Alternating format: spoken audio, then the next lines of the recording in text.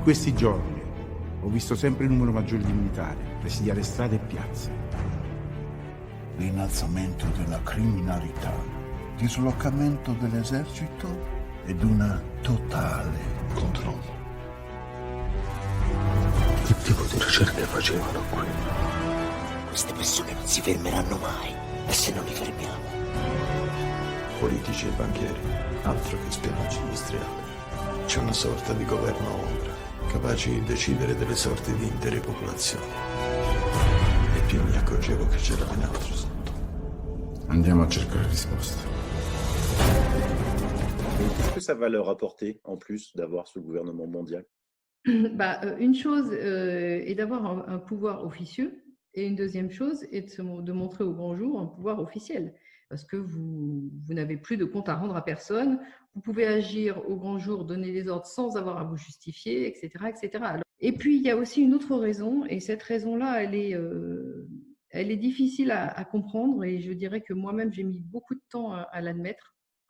C'est que les gens qui sont derrière ce système économique, donc qui tiennent les rênes du système économique, sont mus par une volonté messianique de faire advenir leur Messie.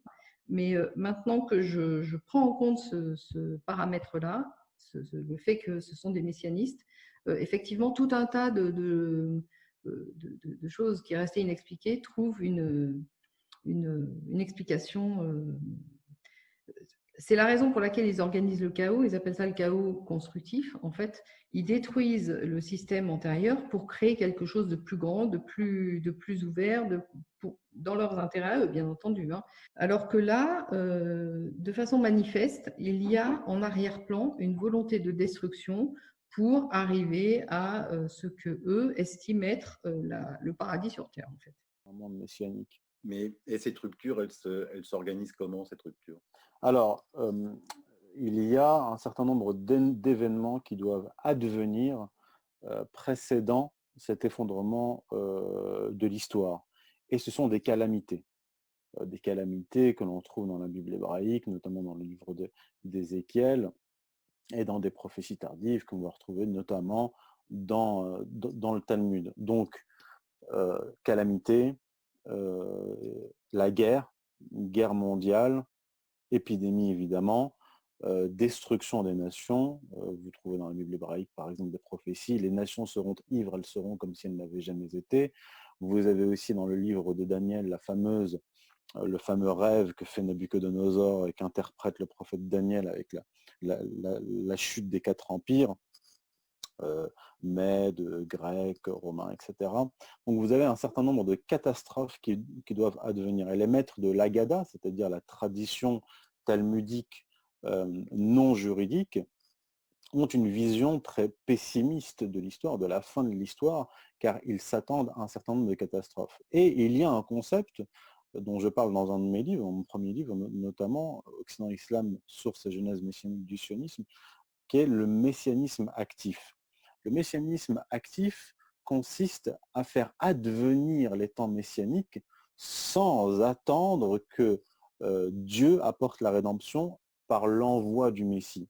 Donc il y a eu une réforme religieuse, notamment au XVIe siècle, avec le grand rabbin Isaac Luria, kabbaliste, messianiste, qui dit en somme, nous n'avons plus à attendre que Dieu nous envoie le Messie, nous, le peuple juif, nous sommes acteurs de cette rédemption. Donc le peuple juif collectivement va devenir le Messie et il va devoir par des actions politiques faire advenir les temps messianiques. Et donc, étant donné que les prophéties nous disent qu'il doit y avoir un certain nombre de catastrophes précédant ces temps messianiques, nous allons provoquer ces catastrophes. Puisque le cours naturel de l'histoire ne produit pas ces catastrophes, nous allons les produire nous-mêmes pour précipiter l'histoire. C'est ce que j'appelle le messianisme. Ah oui, d'accord. Mais alors, attends, mais comment eux, ils pensent échapper à ces catastrophes? Parce que là, tu me parles de catastrophes, c'est des grosses catastrophes, là, quand même. Oui. Alors, comment ils pensent y échapper? Disons que l'oligarchie a pris certaines de des dispositions. J'ai parlé notamment dans mon texte de l'arche de Noé végétale. Arctique. Nous partons pour l'Arctique. Pourquoi? Parce qu'il y a sous les glaces de l'Arctique un bâtiment. Un bâtiment, oui, en dur, construit sous les glaces. Et dans ce bâtiment, on conserve des graines du monde entier. Fait rare, ce bâtiment a ouvert ses portes cette semaine pour accueillir de nouveaux échantillons. Nous sommes sur une petite île de l'archipel du Svalbard en Norvège. On est bien au-delà du cercle polaire. Et vous voyez ces deux hautes parois grises qui sortent de la glace. Eh bien, c'est l'entrée de l'arche de Noé végétale. Alors, c'est vraiment un lieu unique au monde. Bâtiment construit en 2008, il est conçu pour résister à un tremblement de terre, une chute d'avion, même une attaque nucléaire. À l'intérieur, vous prenez un couloir long de 100 mètres qui s'enfonce dans la montagne et qui va mener à 3 chambres froides. Et c'est là que les graines du monde entier sont conservées à une température idéale de moins 18 degrés. Le but, c'est qu'en cas de catastrophe, notamment climatique, on puisse récupérer les graines et assurer notre survie alimentaire. En cas de cataclysme, et ils s'attendent même à une catastrophe nucléaire, une guerre nucléaire qui pourrait advenir et donc reconstruire. Donc, l'arche de Noé fait bien sûr référence au récit biblique qui a suivi donc le cataclysme, le déluge, et Noé a embarqué des animaux pour restaurer le monde à la fin de la catastrophe.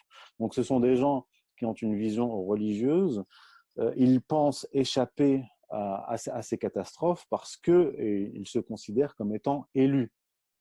Vous avez cela dans la tradition juive, où il est dit, bon, effectivement, il y aura un certain nombre de morts, y compris chez le peuple juif, mais étant donné qu'ils sont le peuple élu et qu'ils doivent, ça c'est les prophéties qu'on retrouve dans le Deutéronome, dans le livre d'Ésaïe, dans la Bible hébraïque, étant donné qu'ils doivent régner à la fin des temps, ils ne peuvent pas collectivement subir les conséquences de ces cataclysmes. Vous avez aussi la même idée chez les évangéliques, donc les chrétiens sionistes évangéliques, qui ont ce concept-là qu'on appelle la rapture.